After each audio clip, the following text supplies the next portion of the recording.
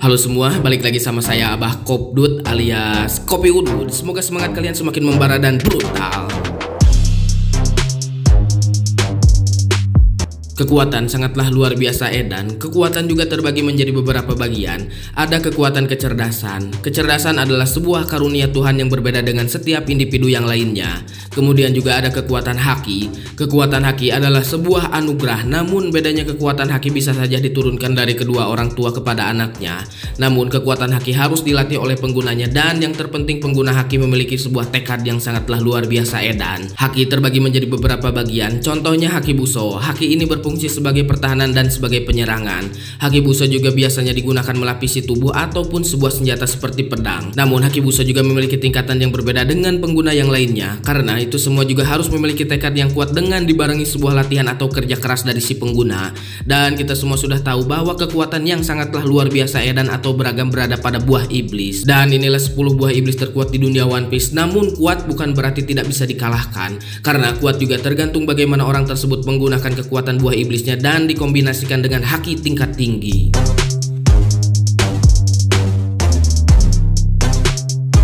Yang ke-10 adalah Mera-Mera no Mi yang dimiliki oleh Sabo atau Portgas DS ketika dulu. Mera-Mera adalah salah satu buah iblis terkuat yang pernah ada.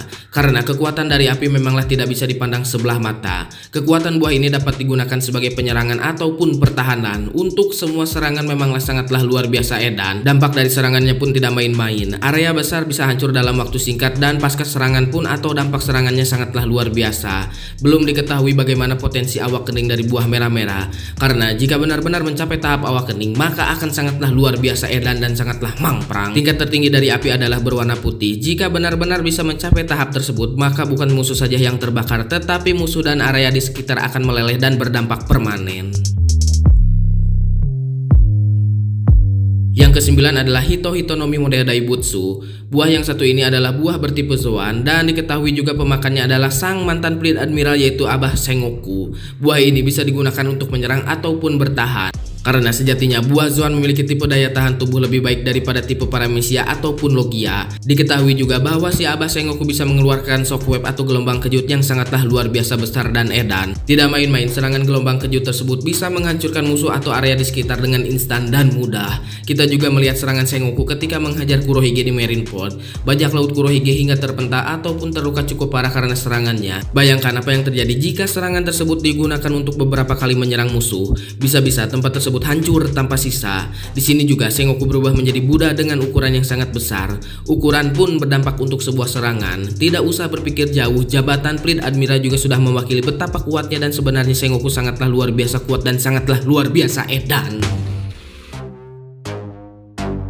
Yang ke-8 adalah buah Nikyu Nikyu no Mi. Buah yang dimiliki oleh Mamang Kuma tersebut sangatlah berbahaya dan sangatlah luar biasa.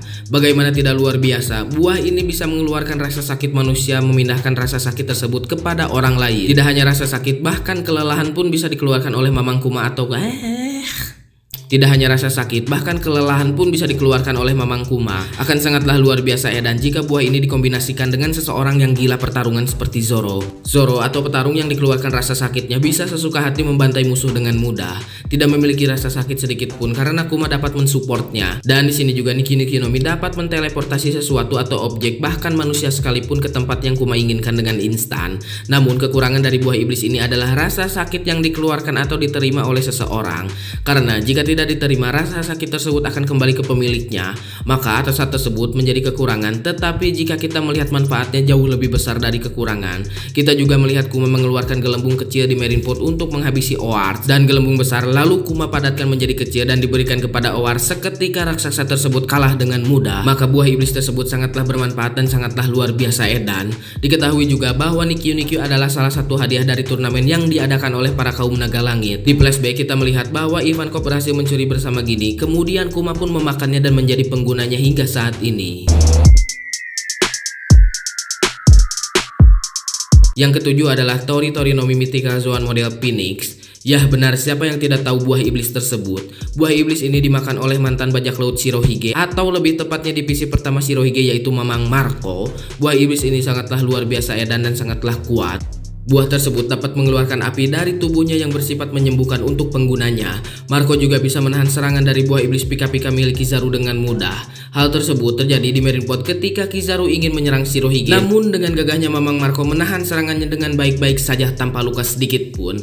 Memang di sini Marco terluka, tapi efek penyembuhan api tersebut sangatlah luar biasa dan instan. Maka di sini Marco dengan santai menahan serangan dari Kizaru. Ketika di Wano pun kita melihat Marco melawan, atau lebih tepatnya menahan King dan Queen seorang diri saja, dan Marco sanggup menahannya dengan mudah. Serangan Marco adalah tipe Zoan yang berfokus terhadap satu titik atau objek saja, namun dipastikan objek tersebut atau targetnya akan merasakan dampak yang sangatlah luar biasa dari serangan Mamang Marco di mode Zoan. Yang keenam adalah buah iblis yang tidak diketahui namanya, tetapi dipastikan buah iblis tersebut memanglah ada. Dan buah iblis tersebut adalah buah yang dimakan oleh sang naga, yaitu Mamang Dragon. Mamang Dragon sepertinya adalah pemakan buah iblis bertipe Logia badai. Ketika Dragon tampil atau diperlihatkan, hal tersebut selalu memiliki sebuah situasi dalam keadaan hujan atau memiliki angin yang berhembus cukup besar. Di sini para fans selalu menduga bahwa Dragon adalah pemakan buah iblis bertipe badai. Kita semua sudah tahu bahwa di dunia One Piece ada 4 kekuatan sekelas dewa. Dan dikatakan juga bahwa salah satunya adalah kekuatan dewa hujan. Jika benar-benar kekuatan Dragon adalah kekuatan hujan atau badai, maka dipastikan akan sangatlah luar biasa edan. Kita melihat Sabo di usia muda sudah sangat kuat. Bayangkan apa yang terjadi jika ketua atau orang nomor 1 di pasukan revolusi mengeluarkan kekuatannya.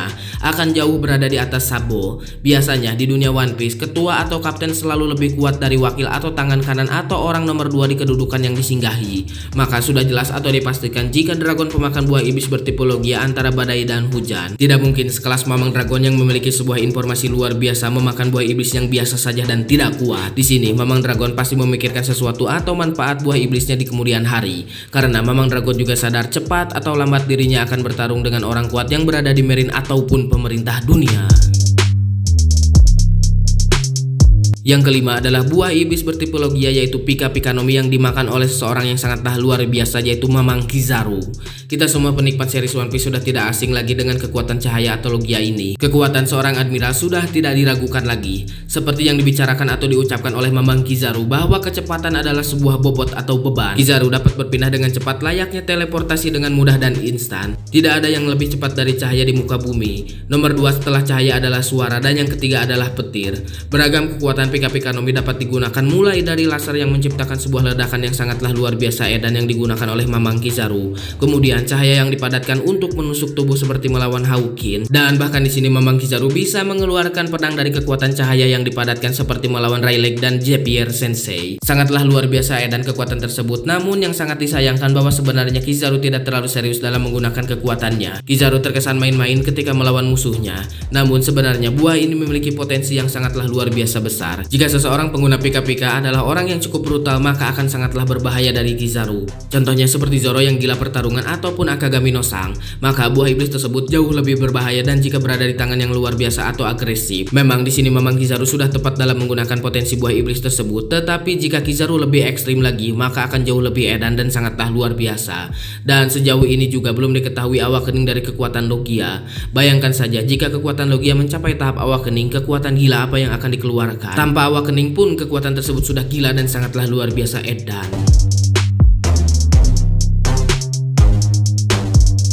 Yang keempat adalah Magu-Magu no Mi yang dimakan atau dimiliki oleh manusia edan, yaitu Lord Sakazuki atau Akainu.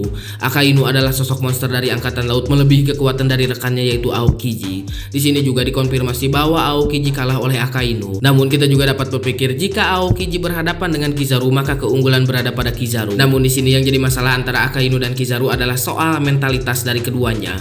Akainu berbeda dengan Kizaru yang bisa santai dalam sebuah pertarungan. Sifat Akainu adalah sifat yang keras bebatok atau keras kepala yang ingin langsung mengalahkan musuhnya tanpa kenal ampun. Jika seorang kobi saja bisa Akainu bunuh, apalagi musuhnya. Kekuatan Magu-Magu sangatlah berguna untuk segala kondisi, baik untuk menyerang jarak jauh maupun dekat. Begitupun dengan pertahanannya yang sangatlah luar biasa edan. Damage yang dihasilkan bisa saja berdampak atau berfokus terhadap satu titik ataupun serangan.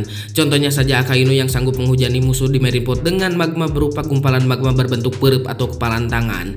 Akainu juga adalah sosok monster yang didukung oleh buah iblisnya yang tidak sembarangan. Maka sudah dipastikan bahwa sosok Akainu adalah monster dari angkatan laut yang melambangkan kekuatan, keganasan, dan tidak pandang bulu terhadap musuh ataupun lawan. Yang ketiga adalah buah iblis tidak lain dan tidak bukan adalah Gura-Gura Nomi yang dulu dimakan oleh Shirohige atau yang sekarang dimakan atau dimiliki oleh si goreng patut penghuni kerak neraka yaitu Kurohige. Buah iblis bertipe paramecia ini sangatlah luar biasa edan. Dampak dari serangannya pun dilakukan dari jarak jauh maupun dekat. Segala varian dari kekuatan gura-gura kita sudah melihatnya di Marineford. Shirohige bisa menyungkir balikan sebuah pulau ataupun menenggelamkan pulau tersebut dengan mudah. Bahkan si Abah Shirohige juga pun bisa menggunakan jurus gempanya menciptakan sebuah tsunami yang sangatlah luar biasa besar.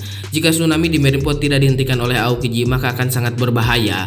Marineford bisa saja tenggelam dengan mudah dan daya serangan Shirohige pun dapat digunakan untuk jarak dekat. Kita melihat si Abah Shirohige bisa menahan serangan dari Vice Admiral yang menggunakan kampak besar dan kampak tersebut hancur bagaikan cintaku padamu. Ketika Shirohige melawan Roger, kita juga melihat potensi Shirohige sangatlah luar biasa dalam menggunakan gura-gura. Begitupun dengan si Abah Shirohige ketika melawan Oden. Oden dengan mudah terhempas karena tinju atau bogam level 100 yang dilayangkan Shirohige kepada wajah Oden. Tidak ada nama dari jurus Shirohige, yang jelas kekuatan gura-gura sangatlah mengerikan ditambah jika buah iblis tersebut dipakai atau digunakan oleh orang yang sangat tepat. Yang kedua adalah Yami Yami Nomi. Buah iblis bertipe logia kegelapan ini sangatlah luar biasa. Dikatakan oleh Kurohige bahwa buah iblis ini memiliki sebuah keunikan yang berbeda dengan buah iblis yang lainnya. Buah iblis Yami Yami bisa menetralkan segala serangan dari buah iblis yang lainnya. Bahkan Yami Yami dapat menyerap serangan musuh ataupun benda di sekelilingnya. Jurus Black Hole adalah jurus yang sering digunakan oleh si anak durhaka penghuni kerak neraka yaitu Kurohige. Belum diketahui juga seberapa jauh potensi dari buah iblis tersebut. Yang jelas masih banyak yang belum kita ketahui soal Yami Yami karena cerita masih sangatlah panjang. Mengapa saya berbicara seperti itu? Jika Kurohige disiapkan untuk melawan Luffy, maka setidaknya kekuatan Kurohige akan sangatlah luar biasa edan. Atau saya berpikir bahwa buah Yami Yami memiliki potensi layaknya buah Nika. Karena dalam buku ensiklopedia buah iblis dikatakan bahwa Yami Yami adalah yang terkuat. Tetapi tidak ada nama buah Nika karena buah Nika disembunyikan oleh pemerintah dunia dengan diganti namanya menjadi buah Gomu Gomu. Maka kesimpulannya kekuatan sesungguhnya dari Yami Yami masih tersimpan rapih oleh Kurohige. Karena untuk mengalahkan calon raja bajak laut yang berikutnya seperti Luffy diperlihatkan tingkatan kekuatan yang jauh lebih kuat dari apa yang ditampilkan hingga saat ini. Kita juga tahu bahwa Kurohige adalah orang yang berpikir soal strategi. Bisa saja Kurohige menyiapkan sebuah jurus pamungkas yang belum diperlihatkan. Akan sangat membosankan jika di akhir Kurohige melawan Luffy dengan mode Nika menggunakan jurus yang sudah kita lihat. Dan kita masuk kepada buah iblis yang menurut saya sangatlah luar biasa kuat dan edan, yaitu buah iblis Uo Uo Nomi milik si beringas dan buas yaitu Mamang Kaido. Mengapa saya tidak memasukkan buah Sangan Nika? Karena saya berpikir kekuatan karakter utama akan selalu menang meskipun orang tersebut kalah terlebih dahulu. Maka sudah jelas bahwa kekuatan Sangan Nika adalah kekuatan paling tidak masuk akal dan menjadi buah iblis terkuat yang disembunyikan oleh pemerintah dunia. Beda hanya dengan Uo Uo Nomi milik Kaido, kita semua sudah melihat betapa luar biasa edannya kekuatan naga yang satu ini.